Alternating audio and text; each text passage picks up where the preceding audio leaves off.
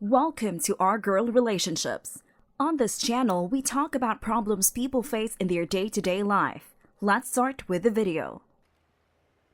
My 28F parents are organizing a family holiday abroad and have approached me stating that they will be paying for my sister's 30F holiday but not mine. This is because to them, I can afford it and she cannot. And that is the only way we would all be able to go on vacation together. They can't pay for us both. That it's their money and they can do as they wish with it. And that I am in a good spot financially right now and my sister isn't. If I ever find myself in a bad spot, they will help me out. But to me, it's not that simple. I am more financially stable than my sister because I have chosen to live in a cheaper area, despite being further from my friends, followed a career path where financial security is guaranteed, and always live well within my means. Whereas my sister has followed a career path which is, unfairly, I admit, underpaid, insisted on living close to her friends despite the high rent, and likes to spend more money on her lifestyle. My parents think the crux of it is that I am lucky that my passion lines up with a well-paying job, and my sister is unlucky that her passion does not, so my sister deserves more help due to that bad luck. They also think that I am lucky to have a partner that I could move away to a cheaper area with.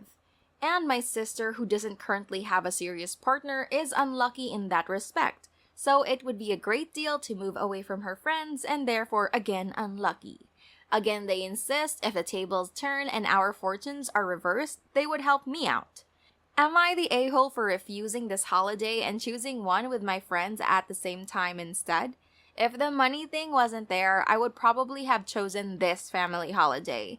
But I feel like my frugal decisions are now being punished and that is unfair. I'm not angling for my parents to pay for me too, and I also feel kind of bad of suggesting indirectly my sister pay for hers. But I still feel really hard done by and that my sister is being coddled and the fact that she spends quite a lot on a day-to-day basis, much more than me, is being rewarded.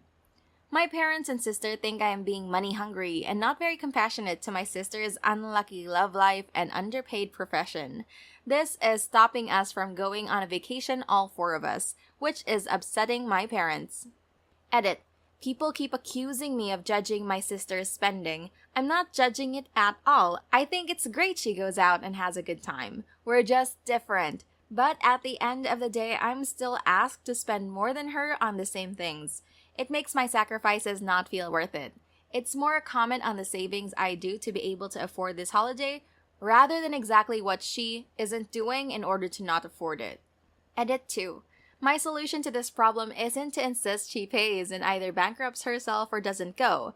I don't want that at all. We would never go without her if she couldn't afford it. So please stop telling me that's my ideal solution. I think we should find a cheaper holiday or move the holiday back if she wants time to save or prioritize it over another holiday next year.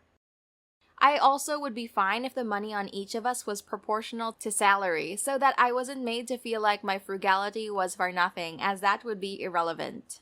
Edit 3. A lot of people are calling me jealous of my sister. That's kind of the point of this post. I am both slightly jealous of her lifestyle, it's more fun than mine, and jealous that my parents seem to have a favorite from behavior like this. I don't care how she spends her money, but if that means she can't afford a vacation, that's the result of it. The perk of me not having as much fun as her day-to-day is being able to afford vacations. I have an issue when I'm asked to spend those savings and my sister isn't, and then have been made to feel bad about not going on the holiday. Am I the a-hole, or are my parents, not my sister, the a-holes for getting mad and name-calling because I'm not coming? Not the a-hole. It's their money to spend how they like and on who they want, just like it's your money to spend how you want and who you want. You made your choices to live within your earning bracket, while your sister, from your words, chooses to live above her means, knowing the income isn't there. Let them go on a vacation together, while you go on a vacation with friends. Not the a-hole in my opinion. Why can't your parents pay half for you and half for your sister? Then you both pay the remainder, and it's fair. Your job security, financial security has nothing to do with this. They're just using it as an excuse. To make it fair, I'd tell them to pay half for each. Or the three of them can go on a holiday and you'll do something else. No a-holes here. Your parents can do what they want with their money, even if it feels unfair to you. They seem to have this well thought through, and to me, their reasoning seems sound. You, however, have every right to feel a bit hard done by, particularly as you feel your sister is partially responsible for her lack of funds. If you feel you'd enjoy a holiday with your friends more than a family holiday, there is nothing a-hole-ish about choosing not to go with your family, as long as you're doing it for that reason and not just out of spite and childishness. Next story. I have two vehicles. A 2019 Mazda Miata. It's not great in the winter when it doesn't have snow tires on. A 2002 Ford Transit. A really beat up old van which I use for road trips. It's not really #van life stylish even though I camp in it. It's beat up and I disguised it as an electrician's work van, complete with vinyl logos advertising my business to avoid unwanted attention when traveling. Anyway, my boyfriend had a work function coming up and he asked if I could be his designated driver, since his company culture kinda depends on heavy drinking to fit in. He wanted me to join for the event for appearance sake. Apparently, all his peers' wives were joining. The day of, it looked like snow, so I decided to drive the van. I pulled up to my boyfriend's office. He came out and immediately asked me where my Miata was. I said it was at home because it was looking like snow. He asked if we could stop by the apartment and get the Miata. He was already embarrassed enough getting in the van from his office where people could see. I said no, I wasn't comfortable driving it in snow with summer tires. He said I was really making him look bad. I should have known he was trying to make a good impression. I said I'd park somewhere discreet. So we headed to the bar, and it turned out the parking area was quite small, a single row across the front of the building right in front of the windows. I parked in the corner. My boyfriend was stressed when I opened the back of the van looking for my wallet because he thought someone inside might see the bed inside, so he said he'd put everything on his card, just shut the doors. So we went in, and one of his coworkers asked if I'm an electrician. I joked, close, I'm an electrical engineer, so like an electrician but more out of touch. His coworker asked me why I had an electrician's van, and I said I'd bought it used. This is a white lie. While it is a used van, I'd applied the logo. His coworker asked me why I'd got a van, and I said I like road tripping and I like how it's more compact than an RV. This led to a little small talk about where I traveled, and I told them about my last cross-country trip to the West Coast. But afterwards, my boyfriend confronted me in the van and said that it was attention-grabbing, that he was embarrassed by me talking about traveling and living in a van. I got frustrated and said I wasn't trying to make a scene. His coworkers asked, and that honestly, if he was depending on me for rides, beggars can't be choosers. And I'm not doing something I don't think is safe just for appearance. He got upset with me and said I don't respect his character, and I said that I felt like he didn't respect mine either if he wanted me to roll up to his work events like a trophy wife, for display instead of someone with their own shiz going on. Am I the a-hole for how I drove my boyfriend to his work event? Not the a-hole. Driving with summer tires on snow is courting death for you and whoever you crash into. If he was that obsessed with appearances, he could have rented a car for you to drive, or even better, hired a chauffeured car so you both could safely imbibe. The bigger issue is his complaining about you talking to his colleagues. Being an electrical engineer is cool. Driving cross-country is cool. Isn't being cool what he's trying to do? You should ask yourself if a guy who wants you to be seen, not heard, while he gets smashed with his work bros and who doesn't understand traction is really your idea of a good life. Not the a-hole. Snow and Miata should never be in the same sentence unless it includes a horrendous accident. You were the designated driver. You brought a safe vehicle to drive in inclement weather. None of his coworkers blinked an eye. There's only one a-hole in this story, and it's not you or your boyfriend's coworkers.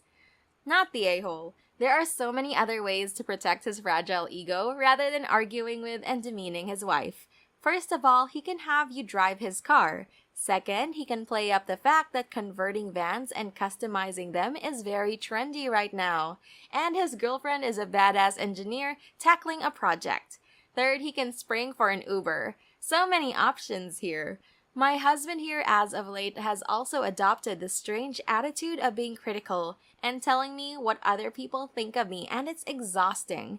Sometimes I have to shut down how it makes me feel and just look at it from a logical perspective. There is nothing in the world wrong with your van. Next story. Today, I went for a job interview for a children's complex care assistant position. Right from the start, I stressed that I want part-time only, roughly 24 hours a week. The manager of the company was happy with that on the phone and then invited me to the interview. From the off, she came across as desperate for staff. Spoke extremely quickly, didn't give me time to answer, asked absolutely zero interview questions about me. Halfway through, she says, "Don't you think you're overqualified for this position? Why don't you be my deputy manager? It'll be 40 hours a week." To which I stressed again, I want part-time only. Anyway, the interview carried on with her pushing me for more hours. No questions about myself or experience. Then she said she was nipping to her office to get a care plan. I waited for 35 minutes before going to look for her. Her assistant informed me that she had gone to another meeting halfway through my interview. So I got my stuff and left. 3 hours later, she rang me up and said I start on Thursday, be at this address at this time, etc., etc. I calmly told her that I had neither been offered a job nor accepted a job as of yet. I am also working my notice at my last job, which she was aware of, and I will not be showing up on Thursday. She told me to ring in sick at my current job and start for her. She then started talking about my DBS check that she had already started processing. I said that I hadn't consented to a DBS check yet as I hadn't agreed to work for her. She then got shizzy about it all, saying I was unprofessional and her assistant had said I had left in a mood from the interview and that if I wasn't taking the position then I needed to pay the £60 for the DBS check that she had applied for without my permission. I told her that I would neither pay for the check nor accept a job at her company and put the phone down. She has since called me 14 times, left 3 voicemails, and texted me 5 times claiming I am unprofessional and a time waster. Am I the a-hole here? Not the a-hole. I can see why they are desperate for staff. If they disrespect you and your time even before you're on payroll, I can't imagine what a shiz show it'll be once you start. It'll be extra hours and we're family and you'll need to pull your weight when she tries to force you to do other duties. Then she harasses you after the fact. If there's no place to report her behavior, then you can at least leave a Google review or whatnot. Not the a-hole. I actually interviewed a number of years ago for a woman who was very similar. She was 100 miles per hour and wouldn't really allow me to talk. Then, after all was said and done, I didn't hear from her. I interviewed on a Thursday, I believe. Come Monday, she was losing her mind, wondering why I wasn't there at work. I said, "Because you never told me I had been hired?" Long story short, I didn't go work for her because she was a hot mess. I suspect their employer is that way, disorganized, demanding, and assuming. It's good that you learned this now instead of after you'd accepted the job. Not the a-hole. She called you unprofessional? The same person who left an interview midway through it and left you just sitting in the room? That must have been pretty awkward. She appears to be the female version of Basil Fawlty, running a childcare. You don't want to work for someone this disorganized. I take it one step further too. Is there an ombudsman or government agency where they have to report to? I'd call them and explain what happened. If she's this bad with managing an office, who knows what's happening with the kids under her care? Here's the next story. Okay, so I, 38M, have a wife, 36F, and 4 children ages 8 to 14. My buddies and I found some great deals on Super Bowl tickets in LA, so we bought the tickets and we flew out on the day before the Super Bowl. Even though neither the Rams nor the Bengals are my favorite team, I was very excited to watch the halftime show with some of my favorite rappers in it. Should also note that this was the first Super Bowl I have attended. Here's the catch. The day of the Super Bowl was also my wife's birthday, and she was planning on just having a day to herself, going to the mall with friends, and getting a spa treatment. However, because I'm out of town, she had to take care of the kids that day. I offered to pay my eldest $200 to take care of the younger siblings while my wife was out, but he said he wanted to go to the gym to hang out with his buddies. My wife wasn't exactly happy with the fact that she had to take care of the kids on her birthday, but I offered to treat her to a date at her favorite restaurant later, and while still sad, she agreed. However, when I got back home yesterday, she started screaming at me and calling me an a-hole. She hasn't spoken to me since and is right now out of the house. Am I the a-hole for going to the Super Bowl and leaving her with the kids at home? Edit. Should probably mention I offered a babysitter for the younger children, but my wife declined as the kids have had trouble in the past with babysitters. Edit 2. Seeing the comments down below, I get it, I effed up. I was being an immature, pathetic a-hole, and I do not deserve such a great person as my wife. But if you could all please tone down the "you're the a-hole" on my 14-year-old. Come on guys, he's just a kid. I will apologize to her immediately after she gets home and will tell you guys about the makeup vacation I will plan for her once I ask her about it with her full agreement. Thanks for allowing me to realize my mistakes. Also, for those wondering about the amount of money I spent, I have my own business and my wife also has a high-paying job, but she is typically not a huge money spender. Edit 3. My wife came back home and we talked a little. She says that she's willing to forgive me as I have admitted and apologized to her for effing this up. To make it up for her, I will buy her and her two best friends tickets to the Maldives. This is my wife's #1 bucket list place to go, and I talked to the kids about treating their mother with respect and told them that I would try to set a better example for them. The kids listened closely and my 14-year-old agreed he should have been more considerate. The younger ones are currently making cards for their mom about how much they love her, and the older one has already promised to make a special breakfast for her. You're the a-hole. Your solutions you offered are worthless. A babysitter doesn't work since your kids have issues with sitters, and those issues fall on her. The oldest isn't going to keep all the kids out of her hair. And dinner is absolutely worthless compensation for you forcing her to cancel her entire day of plans.